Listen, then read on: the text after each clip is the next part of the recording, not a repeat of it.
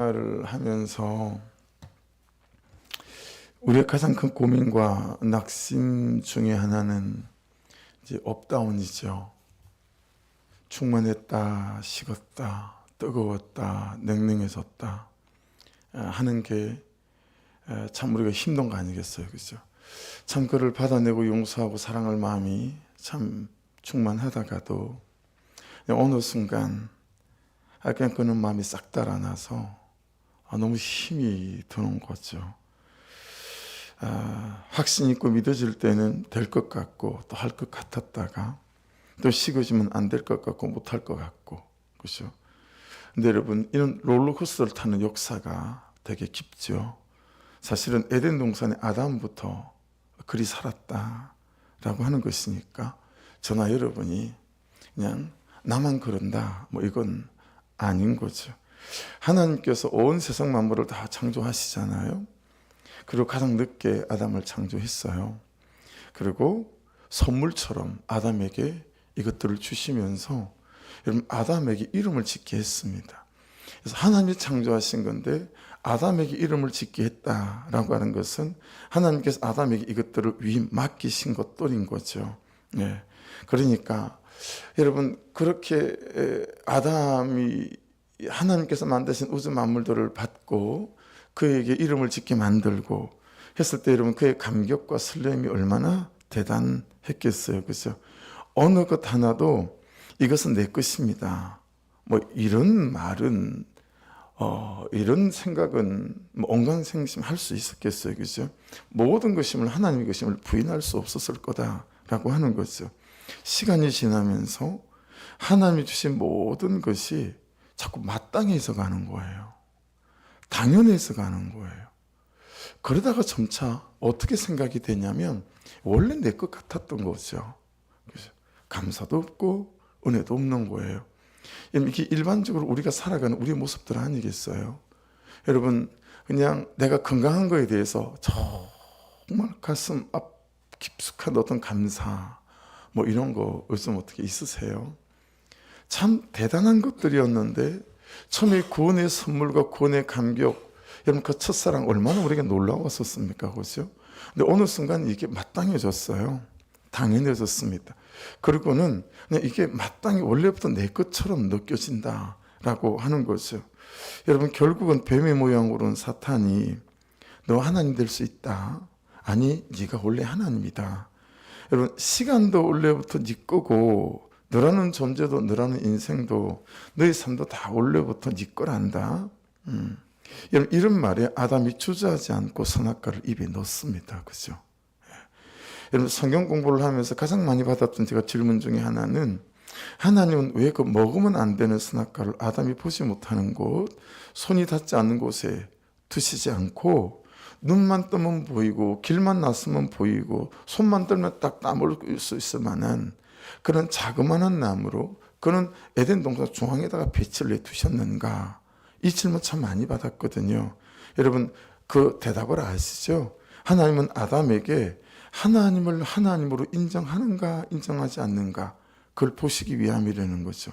다른 말로 우리의 신앙을 어떻게 여러분 기준 잡을 수 있냐면 내게 하나님이 하나님이신가 라고 하는 거예요.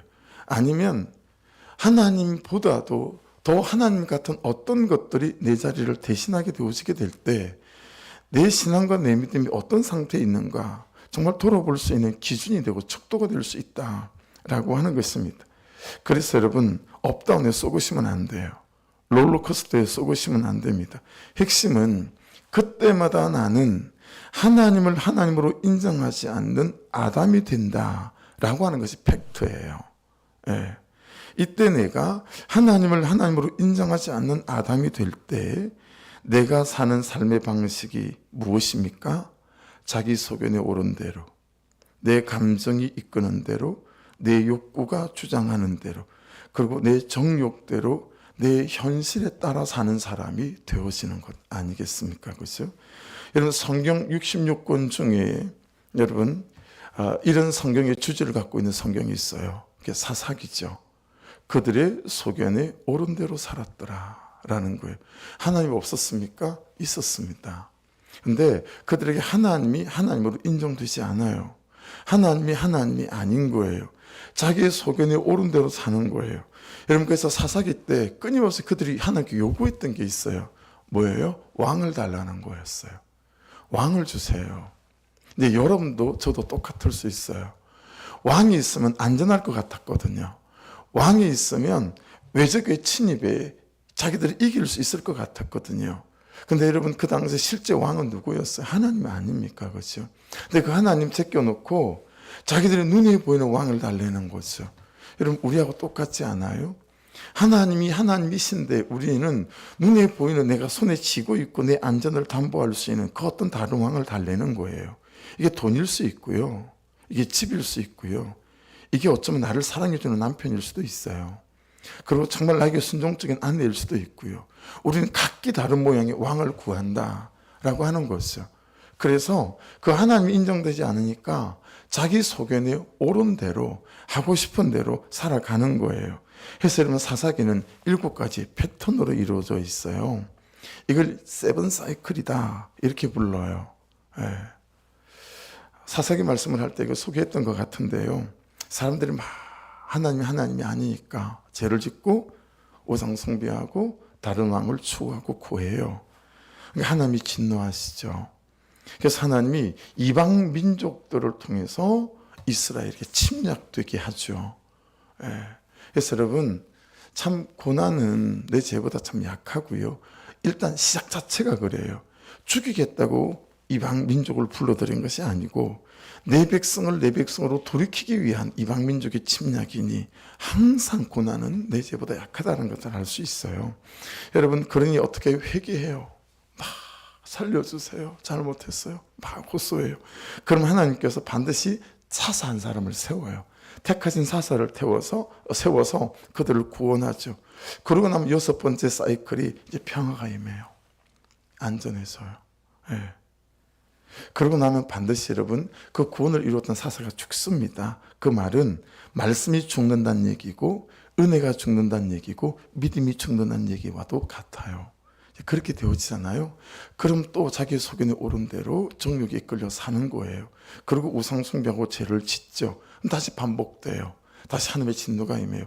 이 7가지 세븐 사이클이 이 계속 돌아가면서 430년간 이스라엘 백성들이 살았던 세월이 사사기라는 세월인데, 사실은 이스라엘 전체, 우리의 삶의 전체를 돌아봐도 이 세븐 사이클의 범주를 사실은 벗어나지 않는다라는 거죠.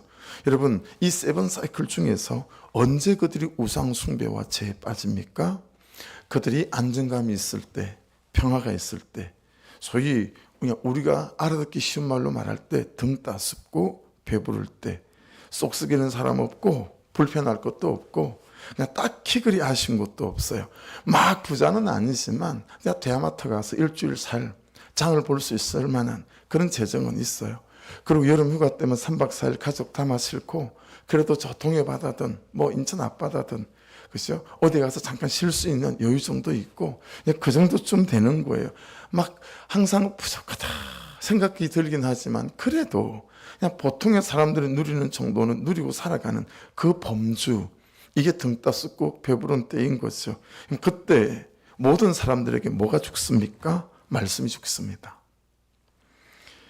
내 안에 하나님에 대한 뜨거운 갈망과 간절함이 죽습니다. 그렇죠? 그때가 계절로 보고 월로 볼 때 7월달이었습니다. 이스라엘 백성들에게. 그래서 오늘 말씀은 7째 달이 이르러라는 말씀으로 시작이 되었습니다. 예. 여러분, 이 7월달은요, 농사가 끝난 계절이었기 때문에 물질적으로 되게 풍성해요. 우리 같으면 창고에 벼도 있고, 그렇죠? 그리고 사과도 있고, 계좌에 뭐 돈도 좀 있고, 뭐 이런 거죠. 이때는 이제 좀 잠시 쉬는 때이기도 하고요. 잠시 쉬는 때이기도 하고. 그래서 여러분, 저는 시골 출신이니까요. 여러분, 시골에 옛날에 제 나이 때 옛날 어린 시골에 살 때는 있잖아요. 이 겨울 되면 초등학교 2학년, 3학년 되면 거의 고스톱을 마스터합니다. 저도 초등학교 3, 4학년 때 거의 고스톱을 마스터한 것 같아요. 그래서 여러분, 아버지 엄마들은 저쪽 친구 집에서 거기서 여러분 핫도를 치고요. 우리는 우리끼리 다른 방에 모여서 핫도를 쳐요. 어른들한테 보는 게 맨날 겨울에 그것만 보는 거예요. 일이 없으니까 그거 하고 앉아 있는 거죠.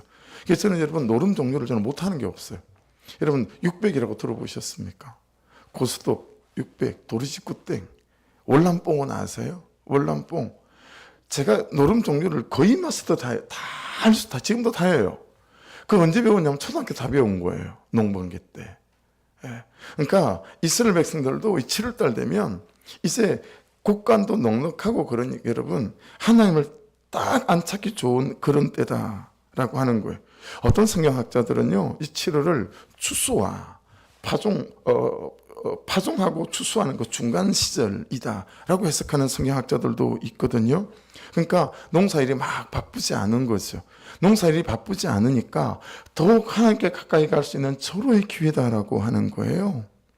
그런데 이스라엘 백성들은 반대로 사건이 없고 사고가 없고 병이 없고 문제가 없고 염려가 없고 근심이 없을 때는 오히려 모든 것이 마땅해 보이고 당연해 보여서 하나님을 찾기가 딱 싫은 그런 계절이 되어지고, 그때 뱀의 모양으로 사탄이 아담에게 나타났듯이 오늘을 사는 우리에게도 희한하게 넉넉하면 더 감사하며 살 줄 알았으나 넉넉해지고 건강하면 오히려 하나님을 잊어가는 때가 더 되기 쉽더라.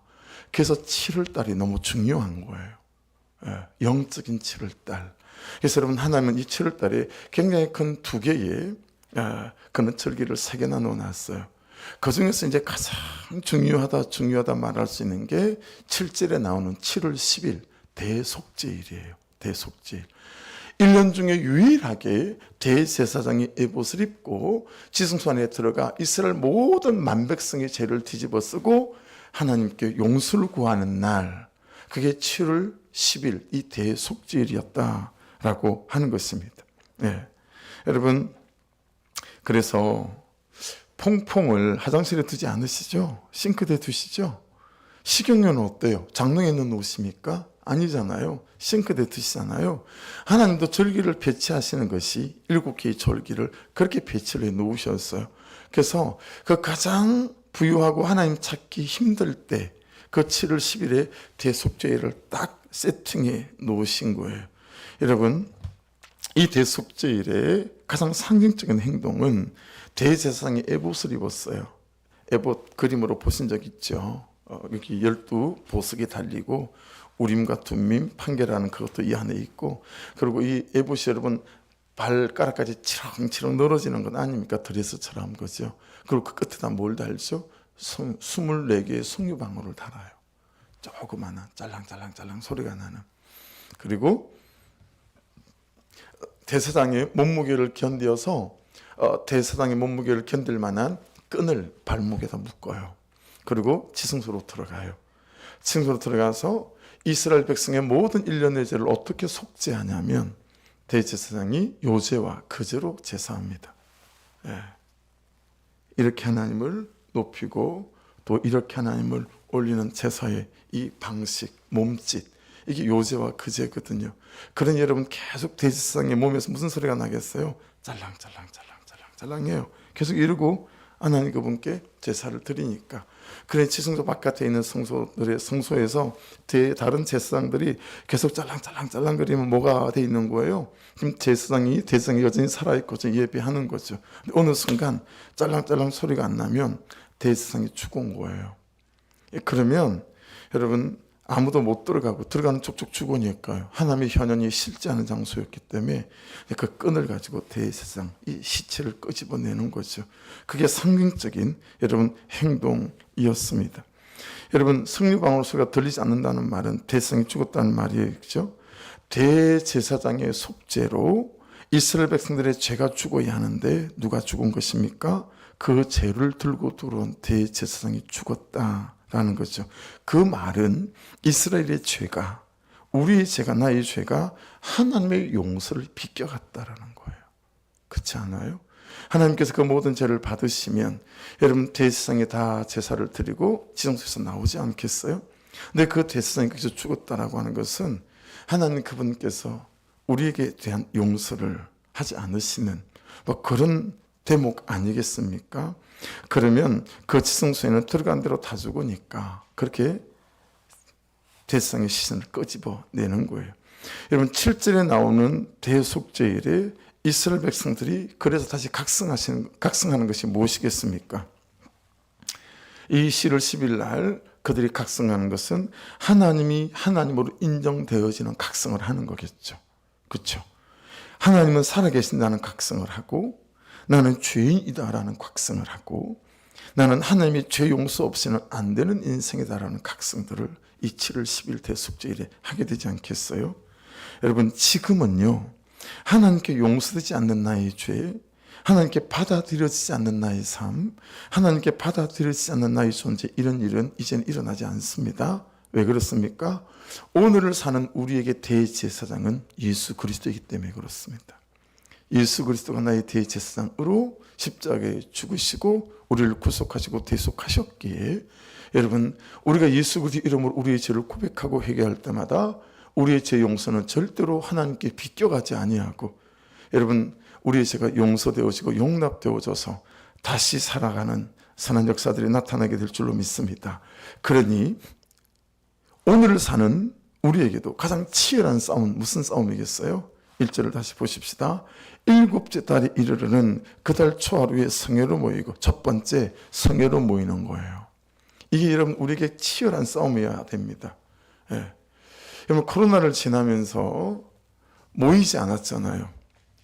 온라인으로 예배할 수 있을 것 같았잖아요. 그렇죠? 근데 이 치명적인 이 약점 여러분 한국교회가 회복이 되지 않아요. 여러분 우리는 코로나를 그냥 은혜로 참 잘 지나갔잖아요. 그렇죠? 빠진 사람 있고 그러지 않잖아요. 오히려 코로나를 지나면서 든든해지고 더 모이고 한 일들이 있지 않았습니까? 근데 여러분 30%씩 다 빠져나가가지고요. 깜짝 놀랐어요. 여러분 지난주 토요일 날 전도하다가 거기서 여자 목사님 한 분을 만났어요. 은퇴하신 7단지 사시더라고요. 근데 코로나 기간에도 그리고 코로나가 끝난 데에도 이분 이제 은퇴하신 분이 되어놓으니까 이 교회도 가보고 저 교회도 가보고 그러시나 봐요. 그리고 그 로드웨이에 있는 교회들을 전부 다 얘기를 하는 거예요. 이 교회 주일 갔더니 몇 명, 이 교회 주일 가봤더니 어떤 교회는요 여러분 200명 300명씩 모이는 교회가 있었어요. 그래서 국민일보에 광고를 내고 어떻게 개척해서 이렇게 잘 모이는지 목사님들을 모아가지고 세미나 하는 교회 있었거든요. 주일 11시 갔더니 20명 모이더라는 거예요. 20명. 그 로드에서 가장 많이 모이는 교회가 30명쯤 모이는 것 같다고. 그 외에는 보통 10명 앉아있다고. 코로나 지나면서 여러분 성회로 모이는 것이 치명적인 여러분 어젠가 그젠가 좀 한국교회가 어떤가 리스트된 조사를 좀 이렇게 들여다봤더니 여러분 지금은 500만 명이라고 해요. 그리고 2030년 되면 이제는 400만도 어려울지도 모른다. 이 중에 가장 약한 계층이 어디냐면 10대들이에요. 10대들이 가장 적고 그 다음 20대가 그 다음으로 적고 나이대로요. 30대가 그 다음으로 적고 다 이런 거예요. 교회 아이들이 없는 거예요. 10대가 없는 거예요. 여러분 성회로 모이는 거 이게 얼마나 중요한 우리에 대한 명령인지 몰라요.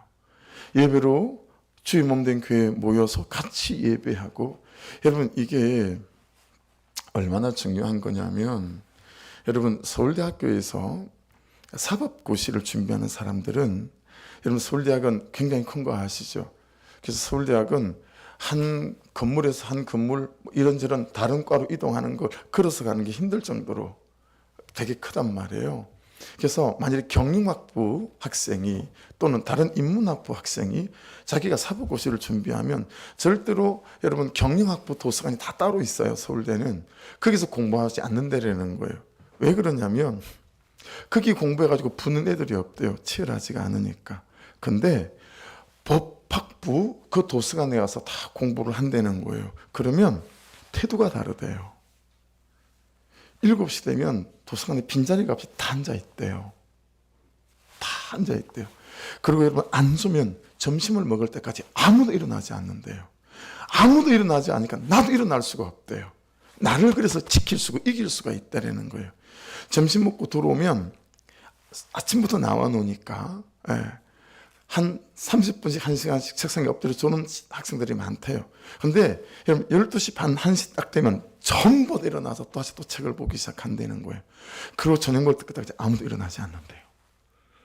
그 분위기 속에다 넣어놓지 않으면 자기가 사법고시를 준비할 수가 없다는 거예요. 그리고 12시, 10시 막 이렇게 해서 가는데 어떻게 아침에 그렇게 해서 오나 알고 봤더니 여러분 잘 때요 머리 감고 심지어 어떤 여학생은 메이크업도 안 하는 학생들이 대부분이지만 메이크업도 하고요 옷 다 입고 가방 싸놓고 가방끈을 이렇게 잡고 잔대요. 가방끈을 이렇게 딱 잡고 자서 차가 집 앞에 오기 10분 또는 15분 또는 바로 앞에 정류장에 있으면 5분 전에 일어나자마자 바로 달린다는 거예요. 그리고 그냥 일어나서 손에 묶여있는 가방 그대로 들고 딱 버스에 탄대요. 왜 그러냐면 그냥 그 안에 있는 사람들이 다 그렇게 한다는 거죠. 여러분 생각해 보세요. 공동체에 모여서 어떤 때는 자빠지는 사람을 보고 어떤 때는 자빠졌다 잘 일어나는 사람을 보고 어떤 사람은 철회하는 사람을 보고 기도하는 사람을 보고 금식하는 사람을 보고 말씀대로 순종하는 사람을 보고 배우는 거예요. 같이 그 영적인 에너지에 묶여서 같이 가는 거죠. 그러니 여러분 성회로 모인다라고 하는 것은 생명 걸고 사수해야 되는 것입니다. 그래서 말세 때 모이기를 피한다라고 우리 주님은 말씀하지 않았습니까? 그죠? 여러분 우리의 가장 치열한 싸움은 모이는 것입니다. 유념하셔야 돼요. 두 번째는 아무 노동도 하지 말래요. 무슨 뜻일까요? 여러분 사실은 1절과 7절은 반복되죠. 7절도 보실래요? 일곱째 달 열흘날에는 너희가 성회로 모일 것이요 너희 심령을 괴롭게 하며 아무 일도 하지 말 것이다. 아무 일도 하지 말래요. 똑같은 단어 썼어요. 아무도 똑같은 단어예요. 콜이라고 하는 똑같은 단어고 그리고 이 일하지 말아라. 이것도 똑같은 단어를 쓰고 있습니다. 구별하라는 거죠. 7월 10일 이 한 날이 1년을 364일을 여러분 결정하기 때문에 그렇습니다. 여러분 대속죄일은 1년 364일을 결정하는 거고요. 아침에 큐티로 시작하는 말씀으로 시작하는 이 하루는 가만 적용하는 이 하루는 이 한 날을 결정하는 은혜의 시간이 되어짐을 믿습니다. 그러니 구별을 시키라는 거예요. 여러분 제 성향이 저는 아이들이 다 들어오지 아니면 잠을 자지 않습니다. 그리고 12시가 돼도 픽업하러 가죠. 요즘 우리 둘째 딸은 11월 달에 이제 졸업 연주회가 있어요. 마지막 연주회죠. 그리고 이제 내년에 졸업을 하니까 매일 학원에서 혼자 이렇게 학원 이 건물이 알바하는 선생님으로 피아노 선생님으로 알바하는 건물이 밤에 아무도 없어요. 학원에 이렇게 혼자 연습하는데 얼마 전에는 문도 고장이다 문도 안 잠겼었어요. 지금은 고쳤지만 그러니까 그 빌딩 안에서 혼자 하는 게 딸이니까 아빠 마음으로는 약간 불편하지가 않아요. 근데 11시 반에 오고 어떤 날은 12시 반까지 연습을 하고 막 이런단 말이에요. 그러니까 기다렸다가 걔를 꼭 집에다 데려놓고 사는 게 항상 제 일과였죠. 근데 요즘은 안 그럽니다. 왜냐하면 제가 새벽 3시에 일어나서 새벽 5시까지 말씀을 제가 묵상을 해야 되잖아요. 그래서 저는 이 시간이 제일 중요한 거예요. 그냥 이 시간이 내 가정을 지키고 내 자녀를 지키고 교회를 지키고 성도를 지키는 시간이라고 그냥 구별시켜 놓은 시간이잖아요. 그럼 여러분 여기서 10시 가든 11시 가든 가면 바로 양치하고 씻고 샤워하고 바로 그냥 침대에 엎어져 자요. 아내가 교회 철야를 하러 가는데 태워주질 않죠. 뭐 막내는 어제도 12시에서 가요 그러는데 거기를 태우러 가기를 합니까? 여러분 이 시간과 이 구별들이 다른 것이 우상되어져서 마치 그것을 가장 먼저 해야 될 일인 것처럼 이 구별이 잘 일어나야 합니다. 그래서 참 부족한 재정에만 딸에게 못 가는 날은 택시비를 보내서 택시 타고 와라. 왜냐하면 그 시간에 버스들이 안 다니니까요. 그리고 또 제 대신 아내가 12시 반에 오는 딸과 계속 통화하면서 집에 올 때까지 딸을 내 대신 아내가 보고 또 잠을 청하는 거 아니겠어요? 사랑하는 여러분 아무도 노도하지 말래요. 7월 10일은 여러분 이 새벽 시간도 그럴 수 있고 아침 시간도 그럴 수 있어요. 말씀 앞에 서는 시간이 온전히 구별될 수 있기를 주의 이름으로 축복합니다. 그러니 큐티 해도 그만이고 안 해도 그만이라면 큐티가 문제가 있는 게 아니고요. 큐티를 하는 나의 중심과 그리고 나의 태도를 잘 살펴야 합니다. 목사님 제가 큐티를 했는데 안 하나 그냥 뭐 삶이 일반이에요. 똑같아요. 그런 분들이 제법 있어요. 여러분 내 말씀 앞에서는 내 중심과 태도를 잘 살펴야 합니다. 적어도요, 해도 안 해도 똑같다라고 말씀하신다면 적어도 나에게 말씀이 하나님이 아니다라는 말일 수도 있지 않을까요? 예? 말씀을 하나님으로 여기지 않는다라는 말일 수도 있지 않겠습니까? 살아계신 하나님 앞에 선다 하고 내가 말씀 앞에 서지 않는 여러분 중심일 수도 있지 않을까요? 그래서 여러분 어떤 때는 그런 때 있어요. 오늘 중요한 결정을 해야 될 때, 선택을 해야 될 때 여러분 진짜 설레이는 마음으로 새벽 3시에 큐티ช็가 이럴 때가 있어요. 와, 뭐라고 말씀하실까? 그러고 이럴 때가 있거든요. 근데 사실은 그게 항상 그래야 된다는 것 아니겠어요? 사랑하는 여러분, 나는 2023년 11월에 하나님을 하나님으로 인정하지 않는 아담으로 사는 사람이 되어 살아갈 수밖에 없다. 어떻게 하면? 아침에 말씀을 하나님이라고 생각하고 쓰지 않으면. 예. 다시 반복합시다. 요한복음 1장에서 태초에 말씀이 계시니 이 말씀이 하나님과 함께 계셨으니 이 말씀이 곧 하나님이시라. 말씀이 하나님이에요. 그리고 몇 절 내려가면 14절에 뭐라고 말씀하십니까? 이 말씀이 육신이 되어 우리 가운데 거하심에 우리가 그의 영광을 보니 아버지의 독생자의 영광이요 은혜와 진리가 충만하더라. 이 말씀이 예수 그리스도라고 말씀하세요. 그렇죠? 세 번째 해야 될 싸움 뭐 해야 되죠? 성회를 모이고 아무도 동조하지 말고 1절에 나팔을 부르래요. 나팔을 부르라. 예. 나팔을 부는 이유는 뭘까요? 들으라고 부르는 거죠. 예. 들고 나팔 소리를 듣고 모여라 이거 아니겠어요? 그럼 여러분 말씀이 들릴 수 있기를 주의 이름으로 축복합니다. 읽는 말씀이 들려야 하고 듣는 말씀이 들려야 하고 네, 그래야 됩니다. 이건 놓칠 수 없는 싸움이에요. 놓칠 수 없는 싸움. 저희가 옛날에 부르던 찬양 중에 열어주소서 열어주소서 주의 말씀 들을 수 있도록 열어달라고 하는 이 찬양, 귀를 열어주시고 눈을 열어주시고 이 찬양 많이 드렸어요. 여러분 거룩을 위해서 싸우잖아요.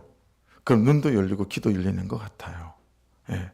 들린 말씀이 살아내는 말씀이 되지 않는 이유도 우리가 거룩에 실패하기 때문 아닐까 또 말씀 안에서 깨달았습니다. 그래서 여러분 7절은 이렇게 말씀하세요. 일곱째 달 열흘 날에는 너희가 성회로 모일 것이요 너희 심령을 괴롭게 하면 아무 일도 하지 말 것이니라. 여러분 심령을 괴롭게 하랍니다. 심령을 괴롭게 하랍니다. 7절에 이 심령은 그런데 여러분 네피스예요.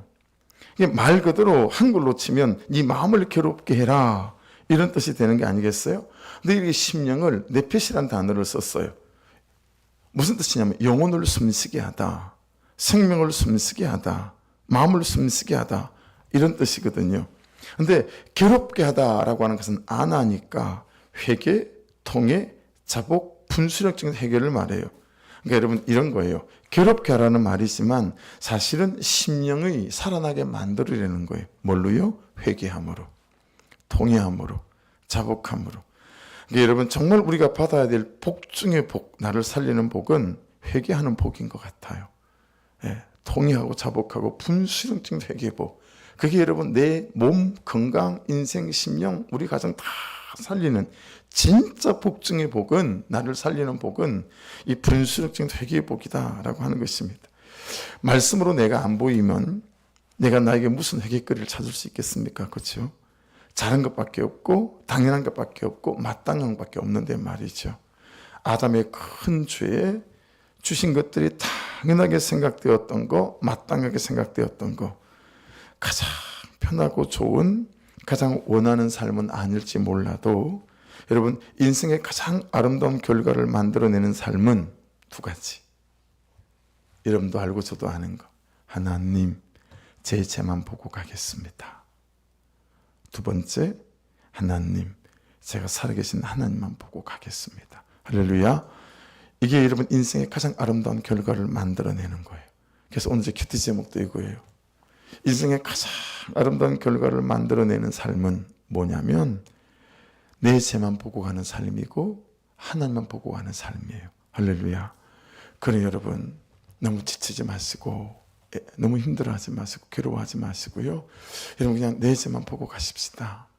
그는 나보다 옳도다 하면서, 그리고 살아계신 하나님만 보고 가십시다. 그분이 살아계시니 이 말씀을 따라 치열하게 몸부림치는 우리의 삶을 그분이 보시고 아시고 들으시니 내려오셔서 행하시는 역사들이 있게 될 줄로 믿습니다. 기도하겠습니다. 말씀 붙잡고, 하나님, 이 하루도 이 대속제일 정말 배부르고 등 따뜻하기 좋은 그때, 내가 또한 하나님을 버리고 말씀을 버리고 타락하기 좋은 그때 대속제일을 두셔서 하나님 참으로 통회함으로 자복함으로 하나님을 다시 바라보라 라고 말씀하셨으니 이 세 가지 싸움, 성회로 모이는 것 아버지 잘할 수 있도록, 정말 구별시키는 것 잘할 수 있도록, 나팔을 부는 것 잘할 수 있도록 인도해 주셔서 아버지 하나님, 이 신앙의 롤러코스터를 타는 것, 뜨거워졌다 식어졌다 이 업다운의 반복이 이제는 끊어지게 도와주셔서 날마다 여전한 방식으로 참으로 여전한 은혜로 하는 게 잘 붙어가는 인생이 되게 하여 주시옵소서. 우리 주여 한번 부르고 기도하시고, 또 7월 11월 12일을 위해서, 그리고 또 준비되어야 될 재정들 위해 아버지 은혜를 부어주셔서 아버지 참 이 큰 재정이, 사결한 재정이 잘 준비될 수 있도록 하나님 은혜를 부어 주시옵소서. 우리 주여 한번 부르고 같이 기도합니다.